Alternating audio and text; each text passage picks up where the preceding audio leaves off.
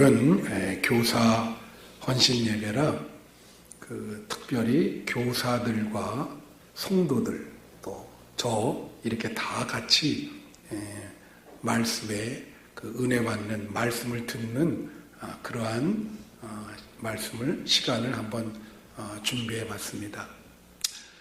오늘 말씀의 제목이 신앙은 어떻게 생길까? 이제 굉장히 중요한 주제죠. 우리가 표현을 이렇게 씁니다. 신앙이 있다, 신앙이 없다. 다 같이 한번 따라해 보세요. 신앙이 있다, 신앙이 없다. 여러분은 신앙이 있으세요? 아니면 없으세요? 신앙은 잘 들으세요. 있다가도 없어질 수 있어요. 없다가도 생길 수 있어요. 근데 바라기는 그것이 여러분이 지금 신앙이 없어지는 것이 아니라 점점 앞으로 진보하면서 신앙이 충만하게 형성되는 그런 과정에 있기를 축원합니다. 그래서 신앙이라고 하는 것은 생기는 과정이 있거든요.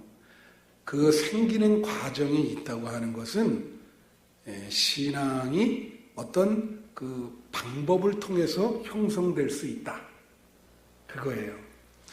생기는 과정이 있다는 것은 신앙이 어떤 매개를 통해서 어떤 방법을 통해서 우리 신앙이 없던 신앙이 생길 수 있고 점점 더 강해질 수 있고 성숙해질 수 있고 진보할 수 있고 충만하게 될 수 있다는 거예요. 그래서 여러분 교회가 제1번의 기능이 뭐예요? 교회의 제일 목표 그것은 교회에 오는 사람들이 신앙심을 갖게 하게 하는 것입니다. 교회에 발을 들여놓은 사람들이 없던 신앙이 생기게 해주는 거예요. 그래서 교회도요, 어디로 가면 이런 말씀 드리면 미안하지만 신앙심이 잘 생기는 교회가 있고 신앙이 잘 안 생기는 교회가 있어요. 바라기는 이 한빛교회가 신앙이 잘 생기는 교회가 되기를 축원합니다. 신앙이 잘 생겨야죠. 교회에 그게 제일 목표인데 오는 사람마다 신앙심이 다 생기고 충만해지고 이것이 교회의 할 일이다. 미안한 얘기지만 오늘 교사 헌신 예배예요. 제가 교사들에게 그래서 저도 같이 붙여봤어요. 왜냐면 목사와 교사도 신앙심을 잘 생기게 해주는 목사와 교사가 있고 있던 신앙도 까먹게 하는 목사와 교사가 있을 수 있다는 거예요. 있습니다. 그러니까 좋으려면은 목사와 교사가 신앙을 생기게 해주는 그런 목사와 교사가 돼야 돼요. 없던 신앙도 생기게 해주고 그런 교사, 그런 목사가 돼야 된다. 그러면 신앙은 말이에요. 어떻게 생기는가? 제가 말씀드린 대로만 하면 신앙이 생겨요. 저는 평생을 그거를 연구한 사람이에요. 제가 이렇게 우리 목사님들 제가 지방 감사라 한 7, 8분 금요일 날 오후 4시에 우리 교회 다 왔어요. 내가 다 감사해 줬어요. 그랬는데 그래서 얘기하다가 제가 이제 그 방에서 책 쓴 거 한 7권을 갖다 이렇게 보여줬어요. 그랬더니 오휴 그 한 목사님이 있다가 제가 신학교 때 이 책으로 배웠다는 거예요. 그래서 제가 제 전공이 기독교 교육입니다. 그랬더니 그러냐고 제가 몰랐다고. 아무도 몰라. 전공이 기독교 교육인지. 그 기독교 교육이라는 게 바로 그거예요. 신앙을 어떻게 생기게 해주는가. 3가지 매개가 있어요. 잘 들으셔야 돼요. 3가지 매개. 3가지를 통해서 신앙은 우리 안에 들어옵니다. 3가지를 통해. 다른 과정은 없어요. 반드시 이 3과정을 통해서 나한테 신앙이 들어오는데 일말에 여러분의 신앙이 있다면 이 세 가지 과정을 거쳐서 여러분에게 신앙이 들어온 거예요. 그래서 신앙이 생긴 거죠. 그러면 첫째는 뭐냐? 첫째는 신앙은 말씀의 깨달음을 통해서 생기는 거예요. 다 같이 말씀의 깨달음. 그게 오늘 로마서 10장 17절에 오늘 본문에 나오는 거예요. 여기 보면 뭐라고 나오냐면 믿음은 들음에서 나며 들음은 그리스도의 말씀으로 말미암다. 그러니까 중간 걸 빼면 믿음은 그리스도의 말씀으로 말미암는다. 믿음은 뭐로 나온다고요? 말씀으로. 성경이 얘기해 주잖아요. 성경대로 여러분은 따르시고 믿어야 돼. 믿음은 말씀으로 비롯되는 거예요. 말씀에 깨달음이 있어야 돼. 깨달음이. 그러면 믿음이 생겨요. 믿음이 생기는 거예요. 그래서 계속 여러분들이 말씀의 깨달음을 계속해서 에브리데이 매일 이것이 유지가 돼야지, 이게 중간에 끊기면 은혜가 떨어지고 여러분 생겼던 믿음이 없어지는 거예요. 이게 이렇게 중요한 거예요. 굉장히 중요합니다. 또 성경에 한번 볼까요? 여러분 사도행전 8장에 보면은 에디오피아 내시가 수레를 타고 고향에 가다가 예루살렘에 들리고 이사야 53장을 읽고 있었어요. 신약시대에. 구약성경이니까. 성경을 읽는데 도무지 이해가 안 돼. 이게 무슨 뜻인지. 이해가 안 되는 거예요. 이해가. 그 막 고민하고 있는데 빌립이라는 사람이 갑자기, 그 사람도 옆에 이렇게 마차를 타고 가다가 이렇게 보니까 어떤 사람이 성경을 읽고 있는데 고개를 이렇게 젓고 있는 거예요. 그래서 내려가가지고, 아니 성경책 읽고 있습니까? 아니, 그렇다고. 근데 왜 그렇게 고개를 젓냐 그랬더니 이게 무슨 말인지 전혀 이해가 안 돼가지고 지금 이렇게 고민하고 있다. 여러분 성경 기절 한번 볼까요?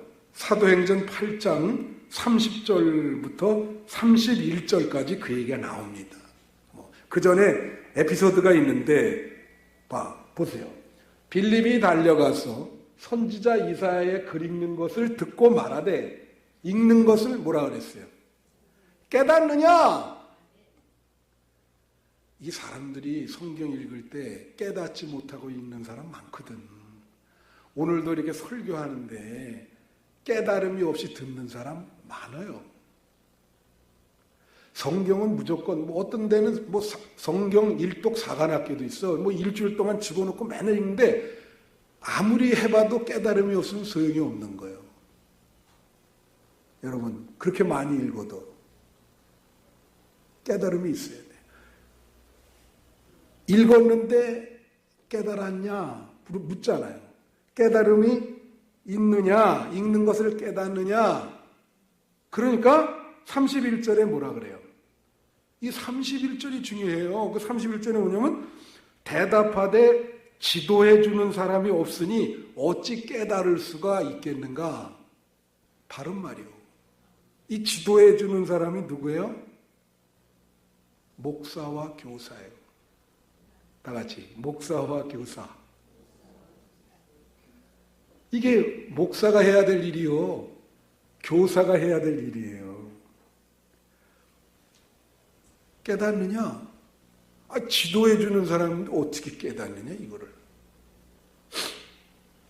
그리고 빌립이 수레에 올라탔어요. 그래서 그 귀절마다 다 얘기를 해준 거야. 이건 이렇고 이건 이렇고 이렇게. 그러니까 깨달음이 탁 오면서 이해가 왔어. 그때 뭐가 생긴다고요? 믿음이. 잘 아시네. 다 깨달음이 왔거든. 그때 믿음이 생긴 거야. 그 믿음이 안 생긴 건 왜 안 생기냐? 이런 과정을 못 거쳤기 때문에 안 생기는 거죠. 믿음이 생겼어요. 예?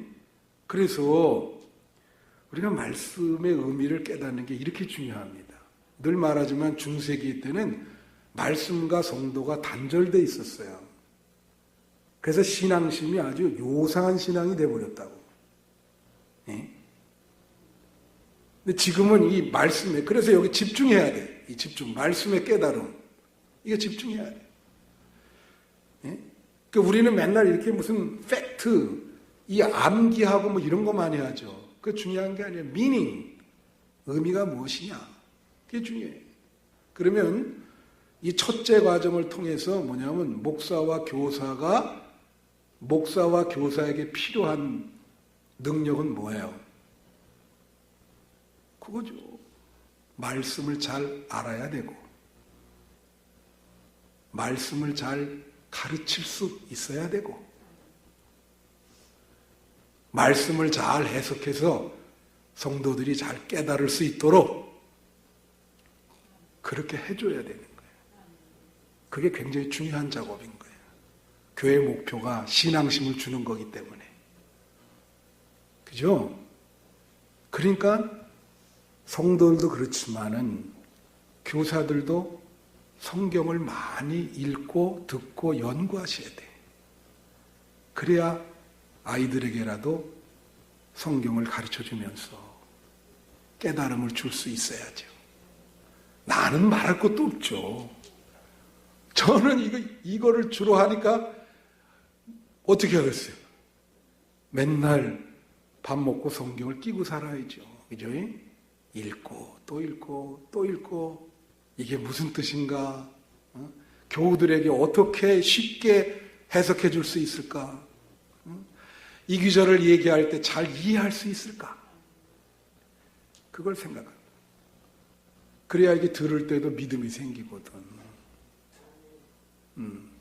여러분, 성경에 대한 깨달음이 있기를 축원해요.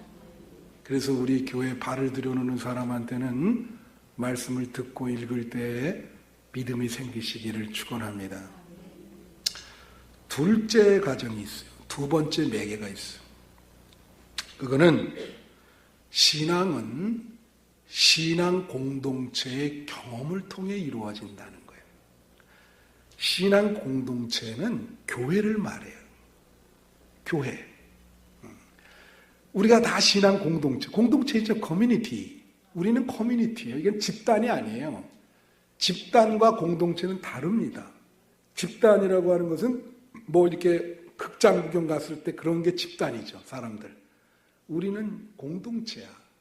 유기적인 공동체. 신앙심을 위해서 모인 사람들이에요. 한 가족과도 같아. 근데 이 신앙 공동체에 속해 있으면은 신앙을 경험하게 돼요. 그리고 남이 신앙 경험한 것을 내가 듣게 돼요. 오늘도 내가 신앙 경험한 거를 들었어요. 그래서 내가 언제 주일날 설교하려고 아껴두고 있어. 내가 얘기하고 싶은데 여기까지 아까 속해 인도하다가 신앙은 경험을 했어요. 공동체는 신앙을 경험하게 됩니다. 그런데 자, 에베소서 3장 17절부터 19절에 보면은 이게 1월 마지막 주에 예수님의 사랑으로라는 제목으로 제가 설교한 본문이에요. 여기 보면 자 보세요. 18절에 뭐라고 나오냐면 이렇게 나오죠. 지식에 넘치는 그리스도의 사랑을 뭐라 그래요? 알고. 다 같이 알고. 이게 아는 거예요. 지식에 넘치는 그리스도의 사랑을 이 머리로 알아야 된단 말이야. 네, 교회 안에서. 19절에 뭐라고 말하죠? 19절에는 어떠함을 깨달아. 어떠함을 깨달아. 다 같이 깨달아. 이게 깨닫는다고. 아, 그렇구나. 그러면 어떻게 경험을 통해서 깨닫나? 여러분, 교회는요, 예배가 있어요. 우리가 날마다 모여서 뭐 드려요? 예배. 거기에 참여하면 경험을 하게 돼. 뭐든지 참여하면 경험하죠. 오늘도 경험하시는 거 이게 말씀을 듣고 그렇구나. 의식이 있어. 뭐 성만찬, 세례 거기에 참여를 하게 돼. 경험하게 돼요. 아이들도 다 경험하는 거예요. 이게 교회 오면 다 경험해요. 여기 뭐 앉아서 같이 어른들이랑 예배도 드리고, 이게 다 신앙의 경험이에요.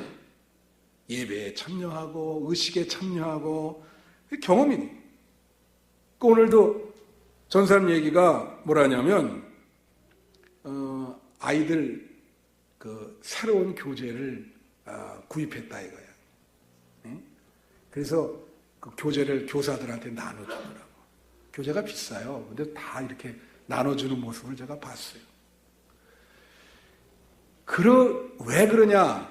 그런 걸 가르치는 이유가 우리 교회에서 그래도 신앙 경험이 일어나서 그 그리스도를 깨닫게 하기 위해서. 제가 젊은 시절에 저도 전사님보다 더 어릴 때 그때 시절은요, 이 겨울과 여름에 애들을 반드시 기도원에 데려갔어요. 그래서 제가 기도원을 그렇게 많이 다녔던 게 하여튼 1년에 2차례는 중고등부 한 번, 청년회 한 번. 제가 주로 다닌 기도원이 한월산 기도원입니다. 겨울에 거기 눈 많이 오거든요. 그러면 이 방을 나무로 떼는 방이에요. 그럼 그 방에서 불 떼면서 이 찬양을 하는데 이제 이 북이 있었어요. 북. 그냥 그 북을 치면서 지금도. 근데 완전히 좀 그만 떼라 그래도 애들을 시키면은요, 그냥 완전히 무슨 뭐라 그러죠? 사우나식으로. 근데 거기서 기도하고 그래 땀 흘리고 은혜 받죠. 그래 어떤 중학생 하나가 자기 아버지가 아픈데 도저히 뭐 방법이 없으니까 같이 기도 좀 해달라 중보 요청을 했어. 그러니까 뭐 우리들이 정말 그 기도원에 있으니까 얼마나 뜨겁게 기도합니까? 간절히 기도했다고. 정말로 그 어린 학생의 기도를 하나님이 들어주셔서 그 아버지가 병이 참 어려운 병인데 호전이 됐어요. 할렐루야. 그러면 그 학생은 믿음이 생길까요? 안 생길까요? 생길까요? 안 생길까요? 생기죠. 자기가 기도의 응답을 받았잖아. 그래서 기도원 가서 기도하고 신앙을 경험을 했잖아요. 그리고 그때 뭐가? 신앙이 생기는 거예요. 자, 여기 보면은 하나님을 경험하는 그 경험을 통해서 그리스도의 사랑을 알고 그것이 어떠함을 깨달아 믿음이 생긴다. 사람이 말해요. 경험을 하면, 신앙 경험을 하면 가만히 있질 않아요. 여러분들이 이렇게 가만히 있지 않고 그냥 가만히 있는 사람이 우리 교회는 많잖아요. 왜 그럴까? 그만큼 신앙 경험을 많이 한 사람이 없다는 거예요. 신앙 경험이 많고 하나님이 살아계심을 체험한 사람은 가만히 있지 않습니다. 알아서 막 그냥 펄펄 뛰어다니면서 일하고 전도하고 봉사하지. 하나님 살아계신데 그러지 않겠어요? 사람이 그 하나님의 살아계심을 경험을 하면 표현을 해요. 야, 나 이런 경험을 했다. 그러면 다른 사람들이 그 표현을 통해서 은혜를 받는 거예요. 이 공동체 속에서. 나는 못 경험했지만 저 사람이 경험한 것이 공감이 되고 마치 내가 경험한 것처럼 나도 같이 신앙심을 갖게 된단 말이에요. 그게 공동체 안에서 일어나는 거예요. 그런 식으로 신앙은 형성이 되는 거예요. 자, 그러면 목사와 교사는 여기서 이 두 번째는 여기도 두 가지 요구 조건이 있어요. 목사와 교사가 어떻게 돼야 되냐. 하나는 목사와 교사는 어떻게 해줘야 되냐면 잘 들으세요. 학생들이나 성도들이 신앙 경험을 잘할 수 있도록 환경을 마련해 주는 거예요. 분위기를 그렇게 형성해 주는 거예요. 은혜 받는 분위기가 될 수 있도록. 무슨 말인지 알아요? 믿습니다. 교사도 마찬가지예요. 애들이 믿음을 얻을 수 있도록 다른 거 말고 그 마음에 믿음이 심겨질 수 있도록 그런 분위기와 환경을 만들어줘야죠. 교사가. 그 다음에 여기서 또 하나의 조건이 있어. 그러려면 어떻게 해야 돼요? 목사와 교사가 어떻게 해야 돼? 본인도 하나님을 많이 체험했어야 돼. 본인도. 그렇잖아요. 자기가 체험하지 않은 걸 뭘 말할 수 있겠어요? 그렇잖아요. 제가 여러분에게 이렇게 확신 있게 어떻게 얘기합니까? 저도 인생의 어려운 굴곡 속에 하나님을 많이 만났기 때문에 그 하나님이 살아계시고 그 하나님이 두렵고 예? 그런 경험을 했으니까 여러분에게 확신을 가지고 이렇게 얘기하죠. 그렇죠? 어떻게 얘기하겠어요? 그러니까 목사와 교사가 중요한 게 뭐예요? 신앙심이 생길 수 있도록 신앙 경험을 잘 할 수 있는 분위기와 환경을 마련해주고 본인도 그런 경험을 계속해서 해야 되는 거예요. 하나님 만나는 경험을 계속해서 해야 돼요. 그래야 잘 지도할 수 있고 신앙심이 생기게 할 수 있는 거예요. 아시겠죠? 셋째로, 마지막 셋째로가 있어요. 신앙은 말씀의 행동화를 통해 생깁니다. 다 같이 말씀의 행동화. 이게 무슨 말이냐? 여러분 교육학에서 얘기하는 게 있어요. 이게 시행착오 이론이라는 건데 학습 이론입니다. 이게 우리가 어떤 것을 알게 될 때 시행착오를 거친다는 거예요. 또 어떤 사람은 이거를 액션 리플렉션이라고 그랬어요. 행동을 하잖아요. 실수를 했어요. 그러면 그거에 대해서 반성을 하게 돼요. 다음번에 실수할까요? 안 할까요? 안 하죠. 안 하죠. 그래서 어떤 행동을 옮기고 나면 그거에 대해서 뭐가 잘못됐나 반성을 해야 돼요. 그래서 행동을 안 하고 가만히 있는 게 제일 나쁜 거예요. 뭐든지 해야 돼. 여러분 그래서 길거리에서 이렇게 전도하는 분들 내가 늘 얘기하지만 가다 보면 막 진짜 서울역 제가 가끔 서울역 가는데 거기 보면 항상 있어요. 그 사람은 예수 믿으세요 막 그러면서 막 사람들 쳐다도 안 봐요. 그래서 제가 불쌍해가지고 한번 그 앞에 나도 그 동일한 마음을 갖고 있어요. 그 앞에서 한번 이게 들어주는 그런 광경을 한번 연출해 준 적이 있는데 사람들이 안 듣습니다. 그럼에도 불구하고 그 사람은 끊임없이 해요. 왜 그럴까? 그건 그 사람의 믿음의 향상에 큰 도움이 되는 거예요. 자기가 그걸 해봄으로 이게 얼마나 어렵고 이제 그래도 나는 한다. 믿음이 점점 강해지고 단단해지고 점점 믿음이 생기는 거죠. 그래서 이게 중요한 거예요. 여러분 야고보서 2장 26절에 보면 이런 말이 있어요. 야고보서 2장 26절 우리 다 같이 읽으면 좋겠습니다. 거기 보면 시작.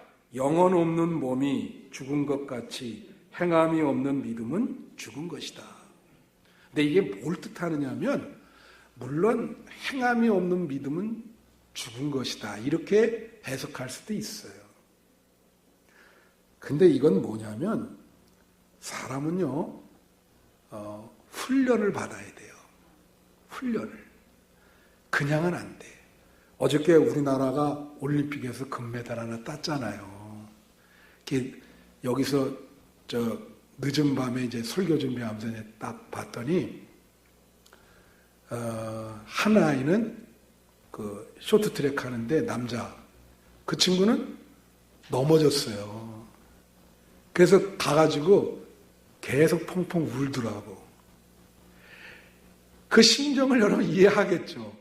얼마나 4년 동안 말이에요. 매일 훈련했을 거예요. 아마도 걔들은 눈을 감겨도 그 코스를 도를 수 있을 겁니다. 눈을 감겨도. 그 정도로 했을 거예요. 훈련을. 그걸 통해서, 그 훈련을 통해서 뭐예요? 금메달 딴 거예요. 그 한 아이, 걔는 뭐 몸도 많이 아프고 수술도 7번이나 했더구만. 근데 금메달 땄잖아요. 결국 나중에 믿음도 마찬가지예요. 여기에 행함이 없는 믿음은 죽은 믿음이다. 이걸 어떻게 이해해야 되냐면 사람이 믿음의 훈련은 행함을 통해서 훈련을 하는 겁니다. 여러분, 가령 아이스하키 훈련시킬까요? 안 할까요? 훈련하는데 말로만 얘기합니까? 아니잖아요. 퍽을 쳐봐. 슛을 한번 해봐. 예? 저쪽으로 달려가봐. 믿음도 똑같은 거예요. 이 말씀을 행동으로 옮기는 훈련을 하면 믿음이 생깁니다. 여러분 한번 해보세요.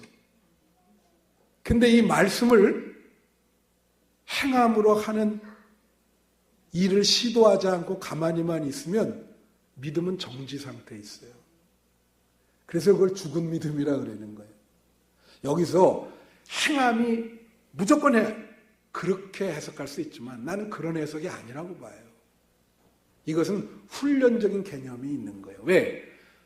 말씀에 대한 이 행동하라고 하는 이 훈련이 없으면 믿음 자체가 형성되질 않습니다.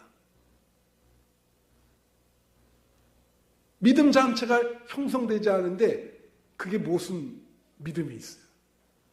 그래서 죽은 믿음이라 그러는 거예요. 그 신자는 말씀의 행동화가 중요하죠. 여기서 이제 중요한 목사와 교사에게 요구되는 게 또 두 가지요. 굉장히 부담스럽죠, 여러분. 그러니까 이게 힘든 작업입니다. 첫째는 뭐예요? 목사와 교사는 신자로 하여금 말씀의 행동화를 통해서 믿음이 생길 수 있도록 훈련을 시켜야 돼. 이것도 시켜보고 저것도 시켜보고. 그죠? 나가서 전도도 해보세요. 여선교회 회장 좀 해보세요. 왜 평생 안 하려고 그래? 해보라고. 그게 행동화요. 딴 게 행동화가 아니라. 속장 좀 해보세요. 왜 그런 거 안 하려고 그러시냐, 행동으로. 그런 훈련시키는 코치 개념이라 그러죠, 코치. 그런, 이 목사와 교사에게는 그런 코치 개념이 있는 거예요. 그래서 여러분이 목사가 무슨 일을 맡길 때 아멘하고 순종을 해야 되는 거예요. 그것은 여러분의 믿음을 증진시키는, 성숙해가고 믿음이 없던 믿음도 생기게 하는 귀한 축복의 길인 거예요. 훈련이에요, 그게. 훈련. 계속 믿음의 금메달을 따도록 훈련을 시키는 거예요. 갈수록. 그 귀한 기회를. 그래서 목사와 교사는 말씀의 행동화가 일어나게끔 훈련을 잘 시켜야 돼요. 코치가 돼가지고. 응? 너 100m를 뛰어라. 하루에 10번씩 뛰어라. 그래야 할 수 있다. 체력이 중요하다. 그 다음에 목사와 교사한테 두 번째 요구되는 게 뭐냐? 이 분야에 대해서. 이게 참 어려운 거예요.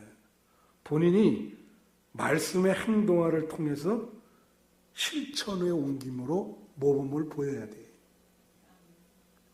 어렵죠.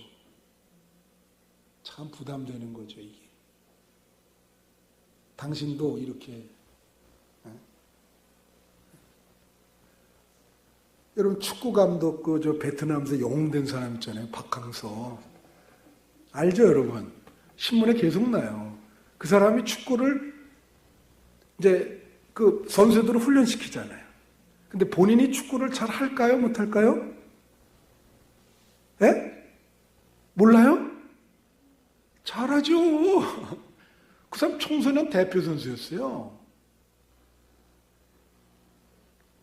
그래서 중간에 좀 키도 작고 그래서 밀렸지, 젊었을 때는 엄청 잘하는 사람이에요.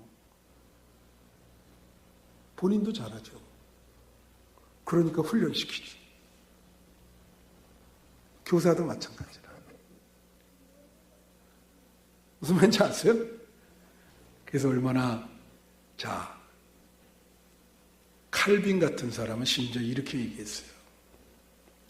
교회의 직분을 두 종류로 나눈 거예요. 하나는 가르치는 직분, 또 하나는 봉사하는 직분. 근데 이걸 우열을 가리킬 수 없지만 칼빈은 뭐라냐면 이렇게 얘기했어요. 봉사하는 직분은 가르치는 직분에 있는 사람들이 잘 가르칠 수 있도록 봉사해 주는 것이다. 그러니까 목표는 복음을 심어주는 거예요. 예? 그렇잖아요. 군대에서 제일 중요한 게 보병이잖아요. 그 보병을 위해서 공병도 있고, 예?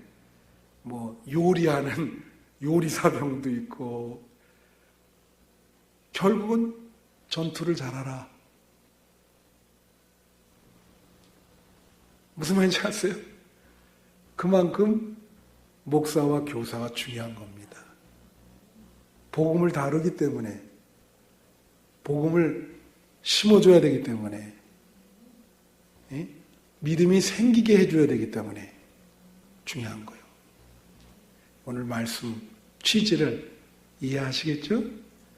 명심하세요. 신앙은 이 세 가지 과정을 통해서만 생기는 거예요. 다른 과정은 없어요. 그래서 신앙심이 잘 생기게 하려면 여러분의 가정도 이 세 가지를 아이들에게 해줘야 돼요.